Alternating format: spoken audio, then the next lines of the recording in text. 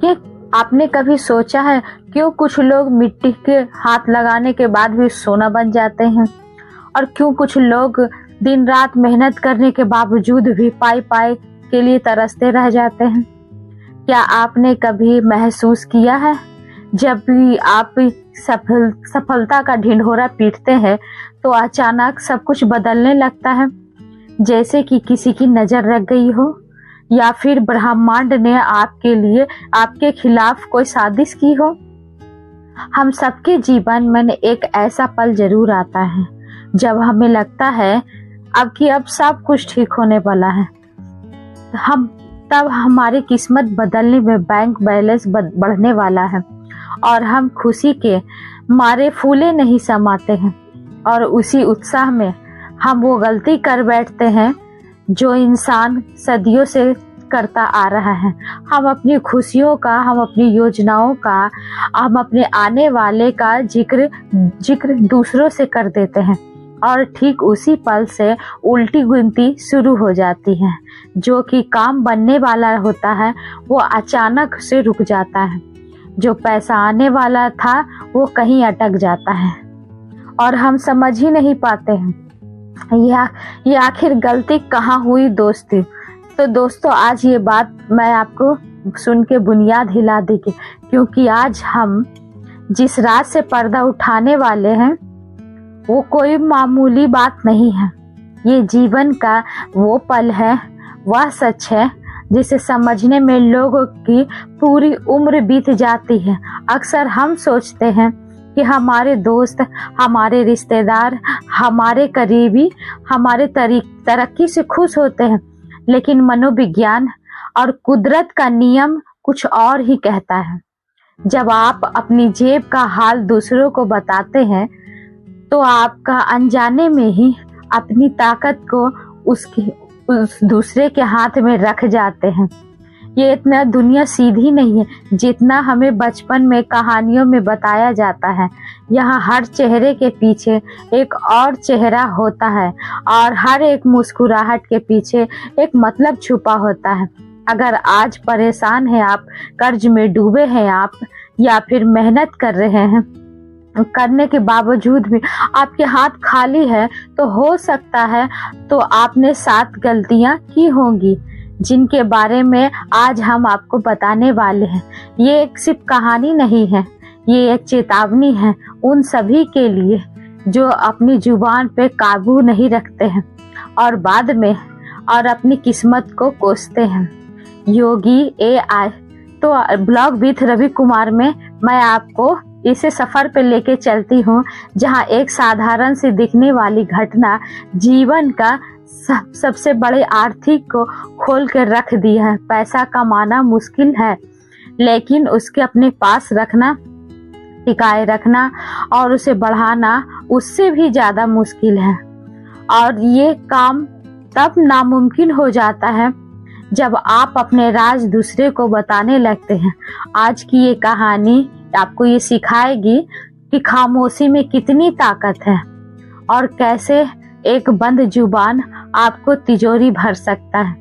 तो अगर आप भी इस जिंदगी में ठहराव और बरकत चाहते हैं तो इस एहसास को अपने उतरने दीजिए, अपने दिल और अपने दिमाग के दरवाजे खोलिए, क्योंकि आज आप जो बताने वाले हैं वो शायद आपने कभी नहीं सुना होगा। तो चलिए अब ये कहानी शुरू करते हैं। सूरज ढल रहा था, लेकिन गर्मी अभी भी उतनी ही थी जितनी दोपहर में होती है। शहर के शोर शराबे से दूर एक सुनसान इलाके में पुराने बरगद के पेड़ के नीचे केशव बैठा हुआ था। उसका चेहरा देखकर ऐसा लग रहा था जैसे कि उसके कंधों पर पूरी दुनिया का बोझ हो। उसकी उम्र मुश्किल से 35 साल रही होगी, लेकिन उसकी आंखें के निकाले घेरे और बालों की समय से पहले सफेदी के उसके 50 से ज्यादा की दिखा रही थी। केशव की नजरें सामने बहते हुई सूखी पे टिकी हुई थी, लेकिन वो कुछ देख नहीं रहा था। उसके दिमाग में बस एक ही शोर चल रहा था। उन तानों का, उन धमकियों का जो उसे रोज सुनने को मिलता था, ठीक उसका पिछले से बज रहा था। उसका फोन 3 घंटे से बज रहा था, लेकिन उसमें इतनी हिम्मत नहीं थी कि वो उस रिंग पर चमकता हुआ नाम देख सके। पता था कि फोन करने वाला कौन है, बैंक के रिकवरी एजेंट या फिर वो लोग जिसने ब्याज पे उस पे पैसे लिए थे। केशव ने एक गहरी सांस ली और अपनी जेब टटोली। जेब में से 20 रुपए का एक नोट निकला और कुछ सिक्के बचे हुए थे। ये वही केशव है जिसके पास आज से ठीक 2 साल पहले शहर के बीचों बीच अपनी खुद की कपड़ों की दुकान थी, जिसके पास एक छोटी ही सही अपनी एक गाड़ी थी, जिसका घर हमेशा दोस्तों और रिश्तेदारों से भरा रहता था। आज वो केशव बिल्कुल खाली था, इतना अकेला कि अगर वह मर भी जाता तो भी कई दिनों तक उसे लोगों की खबर भी ना होती और उसे अपने सगर भाई ने भी बात करने से मना कर दी। उसकी पत्नी भी मायके चली गई थी क्योंकि रोज रोज के ताने और बेइज्जती बर्दाश्त नहीं हो रही थी। केशव ने अपनी आंखों से कसकर बंद कर लिया और उसे दिन याद आने लगे जब उसकी बर्बादी की शुरुआत हुई थी। और मजे की बात तो ये थी कि वो दिन उसकी जिंदगी का सबसे खुशी का दिन था। कम से कम उस वक्त तो ये लगा था कि 2 साल पहले की बात है कि केसर का व्यापार ठीक ठाक चल रहा था। बहुत ज्यादा मुनाफा नहीं था, लेकिन घर अच्छे से चल जाता था। तभी केशव के दिमाग में एक आइडिया आया और उसे पता चला कि शहर के एक नई फैक्ट्री खुल रही है। वहाँ मजदूरी की ड्रेस की बहुत बड़ी मांग आने वाली है। केशव ने अपनी जमा पूंजी और कुछ दोस्तों की मदद से उस कॉन्ट्रैक्ट को तैयारी शुरू करा दी। उसके अंदर की खबर मिल गई थी, अगर वो सही से टेंडर भर देगा तो ये काम उसी को मिलेगा। ये एक ऐसा मौका था जो उसे लखपति बना सकता था। उस रात को केशव को नींद नहीं आई। वो बस यही सोचता रहा कि जब ये डील तय हो जाएगी तो वो क्या क्या करेगा। वो अपना पुराना घर रेनोवेट करवाएगा, पत्नी के लिए गहने खरीदेगा और शायद एक नई गाड़ी भी। खुशी उसका गुबार समा नहीं रहा था, उसे लग रहा था ऐसा। उसने ये बात किसी को नहीं बताई तो उसका सीना फट जाएगा। अगली शाम दोस्तों की महफिल में बैठा था। केशव हमेशा यारों का यार था। उसने जोश में आकर सबको ये बता दिया कि भाइयों, अगले महीने भाई, तुम्हारा भाई एक बड़ा आदमी बनने वाला है। उसने ना सिर्फ केशव अपनी योजना बताई, बल्कि ये भी बता दिया कि वो किस कीमत पर टेंडर भरने वाला है और ये से खबर किसने दी है। सबने तालियां बजाई, सबने बधाइयां दी। केशव को लगा वो राजा है और ये सब उसकी प्रजा। वो ये सब चीज में पता नहीं था। उसके महफिल में बैठा हुआ बचपन का दोस्त और व्यापार में उसका परदिश उस रवि हर एक शब्द को अपने दिमाग में रिकॉर्ड कर रहा था। रवि के चेहरे पर मुस्कान थी, लेकिन अंदर ही अंदर ईर्ष्या की आग जल रही थी। रवि कुछ पिछले समय से कुछ घाटे में चल रहा था और केशव ये कामयाबी उसकी किसी भी हाल में बर्दाश्त नहीं थी। केशव उस रात घर गया और सुकून से सोया, लेकिन बाहर की दुनिया बदल चुकी। रवि ने उसी रात को फैक्ट्री के मैनेजर से संपर्क कर कोशिश की, जिसका नाम बातों बातों में बताया था। रवि ने अपनी चालाकी से केशव के द्वारा बताए गए अंदरूनी जानकारी को इस्तेमाल करके मैनेजर का एक ऐसा प्रस्ताव रख दिया जो केशव के प्रस्ताव से कहीं ज्यादा फायदेमंद था। इतना ही नहीं, बाजार में रवि अफवाह फैला दी कि केशव की दुकान के जो माल है जो चोरी का है और उसकी आर्थिक स्थिति ठीक नहीं है। केशव अपनी धुन में मगन था, वो बस सुनहरे भविष्य के सपने देख रहा था। उसे भनक भी नहीं लगी थी जिस पेड़ के छांव में वो बैठने के सोच उसकी जड़ें काटी जा चुकी हैं। टेंडर भरने का दिन आया और अपने सब अच्छे कपड़े पहन के निकला और भगवान का नाम लेकर ऑफिस पहुंचा। तभी उसके चेहरे पे जीत की चमक थी, लेकिन जब लिफाफा खोला और नाम उसके पैरों के नीचे जमीन खिसक गई। उसका कॉन्ट्रैक्ट रवि को मिल चुका था और केशव का टेंडर सिर्फ कुछ रुपयों के अंतर से खारिज कर दिया था। केशव के आपके कानों पे विश्वास न था। उसने मैनेजर से बात करने की कोशिश की, लेकिन उसके बाहर का रास्ता दिखा दिया गया। बाहर निकलते ही उसकी मुलाकात रवि ने उसे देखकर अजीब सी मुस्कुराहट दी और कंधे पर हाथ रखते हुए कहा, बुरा मत मानना दोस्त, धंधा तो धंधा होता है। और वैसे तेरा आइडिया बहुत शानदार था। अगर तूने उस रात शराब के नशे में सब न बक दिया था तो आज ये ऑर्डर तेरा होता। वो सब पल केशव के लिए जमीन पैर के तले से नीचे उसे गुस्सा नहीं आ रहा था, उसे खुद पे घिन पे आ रही थी। उसके अपने बड़बोले पर भी उसे घिन आ रही थी। लेकिन अब ये तो शुरुआत थी। लेकिन चूंकि केशव ने बाजार में बहुत सारे पैसे उधार ले चुके थे, अब उसके पास ना तो पैसे बचे थे और ना ही कोई काम लिया था, और जिन लोगों से उसने वादा किया था वो उसका लौटा देंगे, अब उसे भी उनके खून के प्यासे हो गए। धीरे धीरे दुकान का सामान भी बिकने लगा। साख मिट्टी में मिल गई। जो दोस्त उसकी महफिल में शराब पीते थे आज वो उसका फोन नहीं उठाते हैं। और रवि अब बड़ा शहर का बड़ा आदमी बन चुका था और उसी कॉन्टेक्ट से कमाए हुए से नया दुकान खोल चुका था। और केशव को रोड पे आते हुए देखा उसे एक वैश्विक आनंद मिल सकता है।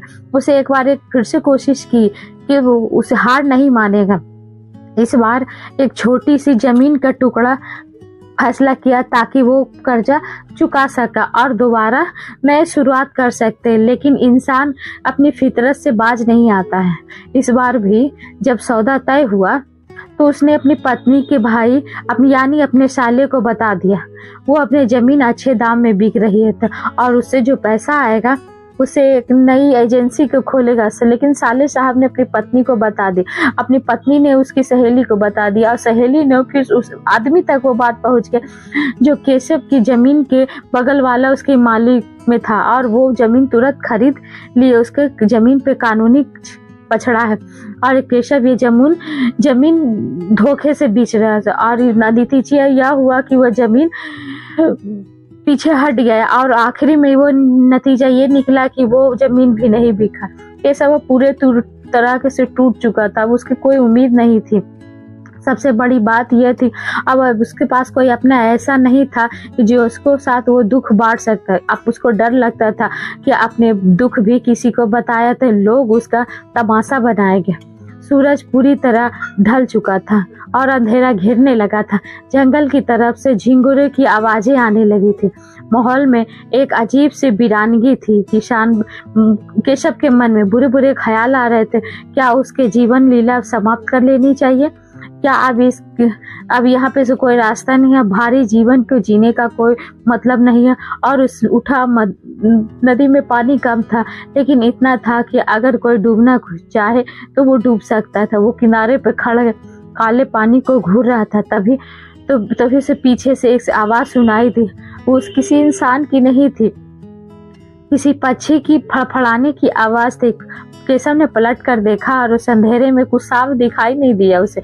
उसने नजरअंदाज करके और फिर से पानी की तरफ देखने लगा तो आवाज फिर से आई और एक ऐसा लगा कि कोई उसके बहुत करीब है। केशव ने गौर से देखा तो उसे एक बरगद पेड़ के जिस पर उसके सबसे निचली डाक पे एक कौवा बैठा हुआ था। ये सामान कौवा नहीं लग रहा था। अंधेरे में भी उसकी आंखें चमक रही थी। उसका आम कौवे से थोड़ा बड़ा था। केशव ने मन ही मन में सोचा या शायद यमराज का दूत आ गया है मुझे लेने के लिए। उसने कौवे को देख के कड़वी मुस्कान देते हुए बोला, क्या देख रहे हो? भाई मेरा तमाशा देखने आए हो या मेरी लाश का इंतजार कर रहे हो? ये सबको उम्मीद नहीं था कोई जवाब मिलेगा। वो तो सिर्फ अपने ही भड़ास निकाल रहा था, लेकिन तभी कुछ ऐसा हुआ जिसने केशव के रोंगटे खड़े कर दो। कौवा ने गर्दन टेढ़ी करके उसकी आंखों में देखते हुए बोला, एक स्पष्ट आवाज में और भारी आवाज में बोला कि उसे मैं भारी लाशों का इंतजार नहीं करता, मैं उस इंसान को इंतजार करता है जो अंदर से मर चुके हैं। केशव अकबका गया और उसने तनाव के कारण उसकी तबीयत खराब हो गई, उसी मति भरम हो गई। उसने अपने आंखें मसली और फिर से उसने देखा कौवा वहीं बैठा हुआ था और उसे ही घूर रहा था। केशव की जुबान तालों से चिपक गई। उसने कांपती आवाज में पूछा, कौन तुम हो? तुम मेरा नाम कैसे जानते हो? जानते हैं, कौवे ने अपने कौवन पर फैलाता हुआ और आराम की मुद्रा में बैठ गए। ना, कौवे ने कहा, नाम जानना कोई जरूरी नहीं है, बड़ी बात तो ये जानना जरूरी है कि तुम यहाँ क्यों हो। तुम यहाँ मरने आए हो क्योंकि तुम्हें लगता है कि तुम्हारे पास कोई जीने का रास्ता नहीं है, क्योंकि तुम्हें लगता है कि तुमने सब कुछ खो दिया है। ये केशव को ये सब बात समझ में नहीं रहती, या भागे या रुके, लेकिन उसे पक्षी की आवाज में अभी अजीब से आकर्षण था, एक ऐसा अधिकार था जैसा वो टाल नहीं पा रहा था। केशव वहीं पे जमीन घुटनों का बल बैठकर उसकी आंखों से आंसू निकलने लगा कि और बोला, मैं हारा हुआ हूँ, मेरा व्यापार पैसा सभी सब कुछ मेरा खत्म हो गया है और ये सब मेरी ही गलतियों का नतीजा है। मैं बहुत बड़बोला हूँ, मैं अपनी जुबान बंद नहीं रख पाता हूँ और इसी आदत ने मुझे बर्बाद कर दिया। अब मेरे पास कुछ नहीं बचा। कौवे ने एक कर्कश हंसी हंसते हुए बोला। अब कौवे ने कहा, तुम्हारे पास अभी भी बहुत चीज है जो दुनिया के अमीर के चीजें के पास भी अभी भी है। तुम्हारे पास अनुभव है और अभी सांसें है और तुम रो रहे हो, तुमने पैसा खो दिया, लेकिन तुम ये देख नहीं पा रहे हो कि पैसा क्यों खोया। पैसा एक ऊर्जा है केशव, और ऊर्जा को खुला छोड़ दोगे वो उड़ जाएगा। तुम अपनी ऊर्जा को बातें को लिख कर दिया है। केशव ने आंसू पूछते हुए कहा, अब मैं क्या करूं, अब तो सब कुछ खत्म हो गया। अब जान के कहा कि ये जानकर क्या फायदा, और केशव से कुछ ही दूरी पर एक पत्थर पर आकर बैठ गया। उसने बैठ के खत में कुछ नहीं हुआ था केशव, ये तब सिर्फ एक अध्याय का अंत था और दूसरे की शुरुआत थी।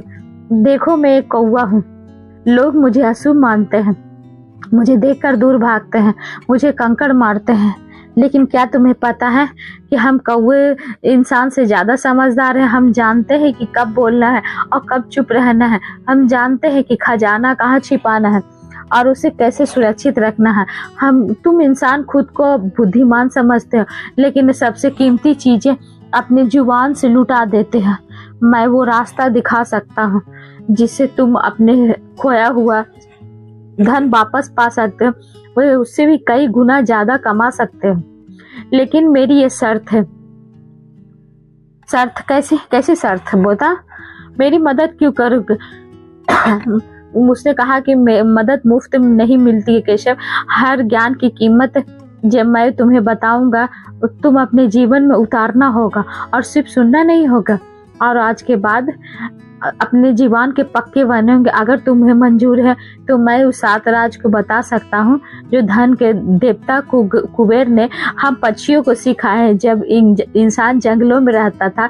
ये राज है जब रंग भी राजा बन जाते हैं, लेकिन इनमें से एक भी राज तुमने तोड़ा तो फिर आ गिरेगे जहाँ पे आज भी खड़ा हो। क्या तुम तैयार हो? बोलो। केशव के पास खोने के लिए कुछ नहीं थी और पाने के लिए पूरी दुनिया पर। उसकी समय में जीने की इच्छा जागी और उसने सोचा कि जब यहाँ तक आए कि इस रहस्य में पक्षी की बात सुनने में क्या जाता है, ये भैया मेरा भ्रम हो। अगर ये सच है तो शायद मेरी आखिरी ही दृढ़ता से कही और बोला कि मैं तैयार हूँ, मुझे बताओ वो राज। मैं वो वादा करता हूँ कि अब वो मैं गलतियां नहीं दोहराऊंगा जो मैंने पहले दोहराई। तो कौवे की आंखों में की एक चमक आ गई और उसने कहा, ठीक है केशव, सुनो, मैं बार बार नहीं दोहरा। पैसा कमाना एक कला है, लेकिन उसके छुपा के रखना एक तपस्या है। इस तपस्या का पहला नियम और पहला राज है जो खुलने जा रहा है। जंगल में सन्नाटा गहरा, तो हवा भी जैसे मानो जैसे रुक गई होगी कि सुनने के लिए कि केशव ने सांस रुक गई और उसे पता नहीं था कि अब जो शब्द कौवे के मुंह से निकलेंगे जो उसकी पूरी दुनिया बदल देंगे, पलट कर रख देंगे। कौवे की बात सुनकर केशव ने अपनी सांसें रोक ली। जंगल का सन्नाटा अब डरावना नहीं रहस्यमय लग रहा था, जैसे प्रकृति खुद रुककर इस संवाद को सुनना चाहती है। कौवे ने अपनी काली चमकदार को देखते हुए और अपनी भारी आवाज में बोलना शुरू किया। उसने कहा, केशव, पहला राज और सबसे बड़ी गलती जो तुम इंसान करते हो, जो अपनी जमा पूंजी, अपनी कमाई का प्रदर्शन करना है। जब याद करो बड़ा पैसा आया था तो तुमने क्या किया था कि तो केशव का दिमाग तुरंत फ्लैशबैक में चल गया। उसे याद आया उसे एक बड़ा मुनाफा आया था तो उसने सबसे पहले एक महंगी घड़ी खरीदी थी और जानबूझकर अपने आस्तीन ऊपर करके चलते थे कि ताकि लोग उसे देख सके। उसे याद आया और उसे कैसे अपने दोस्तों के बीच बैठकर फोन निकालता था और अपने बातों में अपना बैंक बैलेंस दिखा देता था कि अब वो सेठ हो गया। कौवे ने जैसे मन की बात उसकी पढ़ती हो। वो तो सिर्फ खुशी बांटना होता है, लेकिन खुशी और बेवकूफ़ी में एक भारी लकीर होती है। जिसने लोगों को बताना शुरू कर दिया तुम्हारे पास कितना पैसा, उसी दिन से दो तरह के दुश्मन तुमने पाल लिया। एक जो तुमसे जलते हैं और जो दूसरी है जो चाहेंगे तुम्हारा डूब जाए, और दूसरे जो तुम्हारे पैसा समझ के अपना जो तुम्हें नोचने का। याद करो उस कजन को कि जो तुम्हारे पास 5 लाख रुपए पड़े हैं। अब वो अगले ही दिन एक इमरजेंसी का बहाना लेकर आया था ना, और आज तक वो पैसा वापस नहीं किया। केशव का सर मुझसे झुक गया, उसका बदल लिया। उसने कहा कि हम पक्षियों को देखो जो कभी शोर नहीं मचाता है, तुम लोग ने तो भूखे के पैसा के लिए, तुमने तो पैसे के लिए अंधेरे में रखना पड़ता है। लेकिन जैसे ही इसकी दुनिया पर नजर पड़ती है ये भाव बढ़ के उड़ने लगता है, जिसे तुम नजर लगना कहते हो। ये कोई जादू टोना नहीं होती है, ये नकारात्मक ऊर्जा का प्रभाव पड़ता है जो है जैसे लोग की समझते हैं अरे इसके पास तो बहुत पैसा, ऐसे पैसा कैसे आ गए, तो उसे सामने ईर्ष्या से विनाश का कारण बनने लगता है। केशव ने तड़प के कहा, लेकिन अब तो वो गलती हो चुकी है। अब ये तो सबको पता है कि मैं बर्बाद हो चुका हूँ। अब ये से कौवे ने तीखी आवाज तो येसी ने कहा, तो यही तो दूसरी राज है केशव जो तुम्हें समझना चाहिए। जो कंगाली है, जो अपनी कंगाली के अपनी कभी प्रदर्शन मत करो। और ये बात उसे अजीब लगी थी। जो उसे अमीर था तो ये बात था छुपाना चाहिए। अब जब वो गरीब है ये बात छुपा कर क्या करेगा। तो कौवे ने समझाया कि जब तुम अमीर थे तो लोग तुम्हें लूटने आते थे, लेकिन अब जब तुम गरीब हो गए हो और सबको अपना दुखड़ा रोते हो तो लोग तुम्हें कुचलने आते हैं। याद रखना कि उगते सूरज को सलाम करती है और ढलते हुए सूरज को लात मारती है। जब तुम लोगों के सामने जाकर गिड़गिड़ाते हो तो भाई मेरे पास पैसा नहीं है, मेरी मदद करो तो तुम उसे बता रहे हो कि अब तुम्हारा कोई महत्व नहीं है, अब तुम बेकार हो और बेकार चीजों की डस्टबिन में डाल दिया जाता है।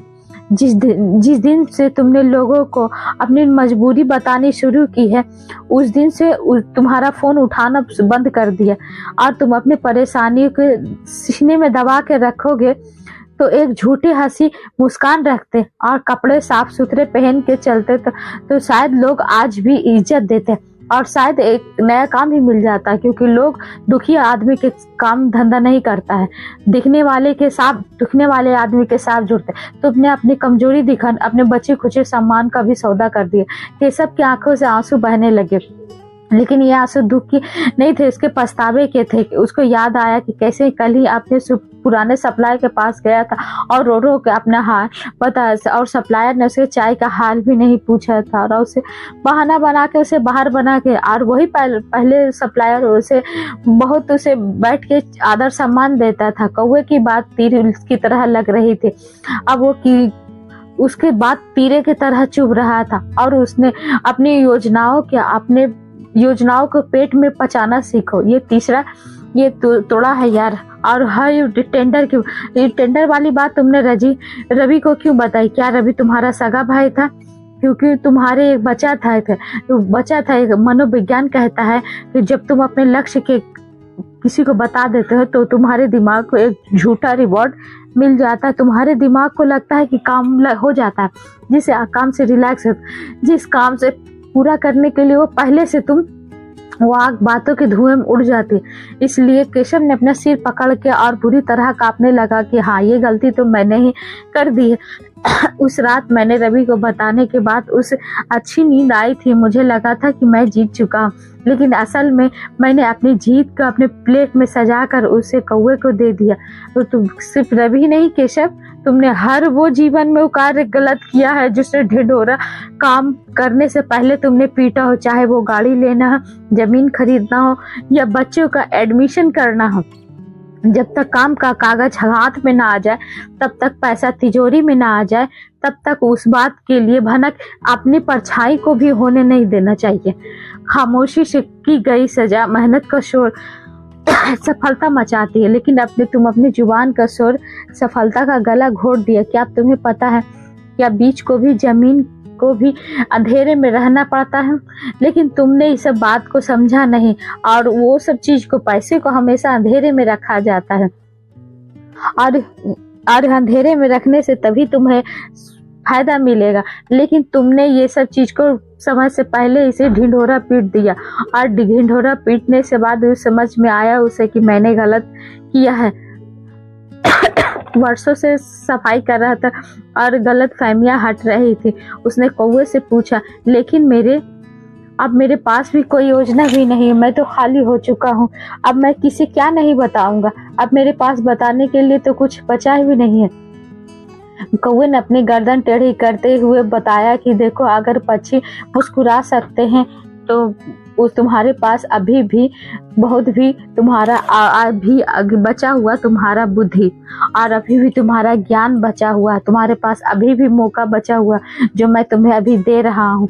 तुम बस रिसेट हुए है, शून्य नहीं हुए। अभी शून्य पे ये नई गिनती शुरू करने का समय है।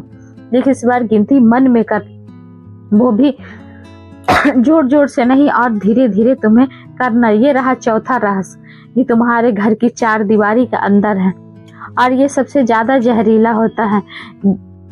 तुमने अक्सर अपने घर की लड़ाई, अपने रिश्तों की कड़वाहट, अपने घर को भेदों के बाहर वालों के सामने खोला है। ये सबको याद आया जब उसका पत्नी के साथ झगड़ा होता था तो वो दोस्तों के साथ बैठकर उसके बुरा भला कहता था।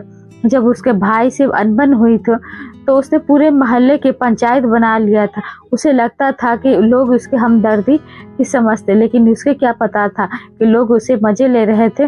कौवे ने कहा, सुनो के सब घर का बेदी लगकर ढाई। ये कहावत पुरानी है लेकिन आज भी ये बहुत कारगर साबित होती।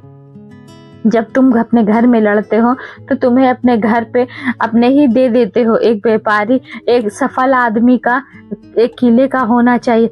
बाहर वालों को ये पता नहीं होना चाहिए कि किले के अंदर क्या चल रहा है, कि राजा और रानी में झगड़ा है, क्या खजाना खाली है, कि क्या दीवारें कमजोर है। जिस दिन बाहरी लोगों को पता चल जाए कि तुम्हारे घर में दरार है, उस दरार में कील ठोक कर उसे खाई बना देंगे। तुम्हारा भाई आज तुमसे दूर है क्योंकि तुमने अपने बीच के अपने मसले के तीसरे आदमी को दिए थे और तीसरे आदमी ने कभी नहीं चाहा कि तुम दोनों एक हो। अगर तुम एक रहते तो ताकतवर रहते। केशव शन्न रह गया। ये सच, बिल्कुल सच था। और उसके भाई के बीच में एक जमीन के लिए विवाद था और केशव ने और एक तथाकथित शुभचिंतक दोस्त को बीच बचाव के लिए उस दोस्त ने ऐसा चाल चला था कि दो शक्ल शुरू हो गया था। और मजे की बात तो ये थी, ये बात अंत में उस दोस्त ने कौड़ियों के भाव खरीद ली। केशव ने मुट्ठी खींच ली। अपने हाथ से गुस्सा आ रहा था कि वो चिल्लाना चाहता था, लेकिन कौवे की मौजूदगी ने उसे बांध रखा था। गुस्सा मत करो, गुस्सा को पालना सीखो। ये एक ऊर्जा है, इसे एक बाहर मत निकालो, इसे अंदर जमा करो ताकि ये तुम्हें काम करने की शक्ति दे। अब तक 4 सुराख देखे, अपने गरीबी का से भी 4 चीज तुमने कर दिया था। इसलिए नाव में जब 4 चीज होते हैं तो अपने किसी का कुछ नहीं होता। अभी भी 3 राज है, जो 3 राज है जो तुम्हें सिर्फ पैसा कमाना सिखाएंगे या फिर पैसे को गुलाम बनाना सिखाएंगे राज। और रात गहरी हो चुकी थी, शांत बादलों के पीछे छिप गया था, लेकिन केशव को अब डर नहीं लग रहा था। उसे ऐसा लग रहा था कि किसी पुराने और पवित्र गुफा में बैठा हुआ ज्ञान ले रहा है। उसने कौवे से पूछा, मुझे बताओ वो 3 राज और क्या है जिसे मैं क्या गलत कर रहा था और मैं अब उसे कैसे ठीक कर सकता। कौवे ने उसे पंख फड़फड़ाए और उस केशव के कंधे पर जा बैठे। केशव थोड़ा सहमा और अस्थिर था।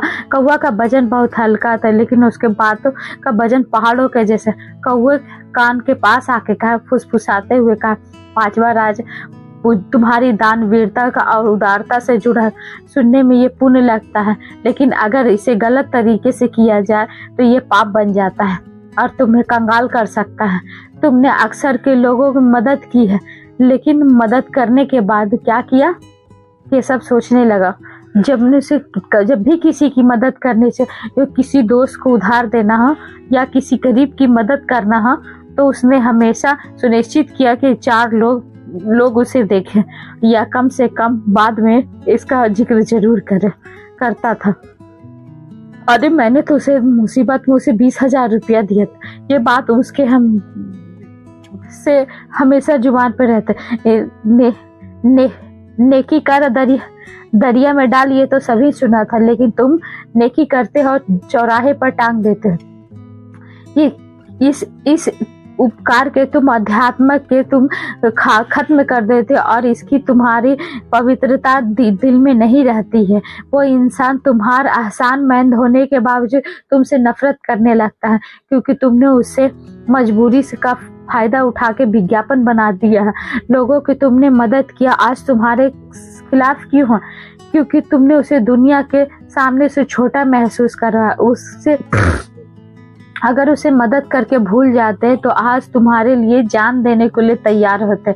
याद रहना केशव, अगर दाहिने हाथ से दान कर रहे हो तो ये बामे हाथ को पता भी नहीं होना चाहिए। ये सिर्फ धर्म नहीं है, मनोविज्ञान है। ये सिर्फ हमेशा चुप रहने में ही हमारी भलाई होती है। अगर हम चुप रहेंगे तो भी हमारा सब कुछ आराम से चलेगा। केशव ने ये महसूस किया कि उसके जीवन में पूरी खुली किताब है, जिसे कोई भी पढ़ सकता था, कोई भी फाड़ सकता था और उस पर कुछ भी लिख सकता था। उसने अपने जीवन में प्राइवेसी नाम की कोई चीज रखी ही नहीं थी। उसे लगता था कि खुली किताब है, होना अच्छा ही है, लेकिन आज उसे समझ में आ रहा था खुली किताब के पन्ने सबसे पहले फट जाते हैं। कौवा फिर से सामने से चट्टान पे बैठ गया और उसने कहा, केशव, और सबसे महत्वपूर्ण पड़ाव पे जो 6ठा राज है, ये तुम्हारी समझ से और ज्ञान से बारे में है। तुम अक्सर लोगों के सामने में खुद को बहुत समझदार साबित करने की कोशिश करते हो। तुमको लगता है कि हर विषय में मैं बोलूंगा तो लोग मुझे मानेंगे, लेकिन ये तुम्हारी सबसे बड़ी भूल थी। केशव हमेशा महफिलों के जान बना रहा था, चाहे वो क्रिकेट हो या राजनीति हो या फिल्मों की बात, हर जगह अपनी राय थोपते रहता था। उसे लगता था उसे इसकी धाक जमती है, लेकिन कौवे ने कहा, उसका भरम तोड़ दिया। मूर्ख लोग ही शोर मचाते हैं और ज्ञानी सुनते हैं। जब तुम बोलते हो तो तुम वही दोहरा रहे होते हो जो तुम्हें पहले से पता होता है। जब तुम सुनते हो तुम नया कुछ सुनते हो। उसे तुमने अपने बकबक के महफिल के महत्वपूर्ण जानकारी को तुमने व्यर्थ डाल दिया है। जब तुम लोगों को ऐसे दिखाते हो तो ऐसे चतुर सतर्क हो जाते हैं। वो तुम्हारे सामने अपने पत्ते नहीं खोलते। असली खिलाड़ी वो है जो सब कुछ जानते हुए अनजान बना हुआ था, ताकि सामने वाला अपनी चालें चल दे और तुम्हें मूर्ख बन के रहना चाहिए था। लेकिन तुमने ऐसा नहीं किया ताकि लोग तुम्हें हल्का समझे और अपने राज अपने बता दे। लेकिन तुम गुरु आप अपने गुरु बन के झूमे और अपना प्रचार करते रहे, इसलिए लोग तुम्हें शिकार बना लिया, तुम्हें गुरु बनाने चाणक्य की तरह, और जब तक बगले की तरह ध्यान लगा, लेकिन तुम तो शेर के शिकार पे भी ढोल बजाते निकले थे। और ये बात सुनते हुए रवि ने उसके साथ यही किया था। उसके सामने बेवकूफ बना हुआ था और केशव गुरु बना हुआ था। गुरु बन के उसे सब कुछ बताता रहा और रवि ने उसका ज्ञान के सभी का बात उसी के खिलाफ साबित कर ली। अगर केशव उस दिन सुनता तो और कहानी कुछ और होती। केशव ने एक सांस भरी और उसने कहा, मुझे माफ कर, जो मेरे अहंकार थे, मैं आज से तुम्हें मार रहा हूँ। मैं आज से सुनूंगा ज्यादा और बोलूंगा कम। उसने कहा कि केशव कौवे के बातें से संतुष्ट होते हुए कहा तो कौवे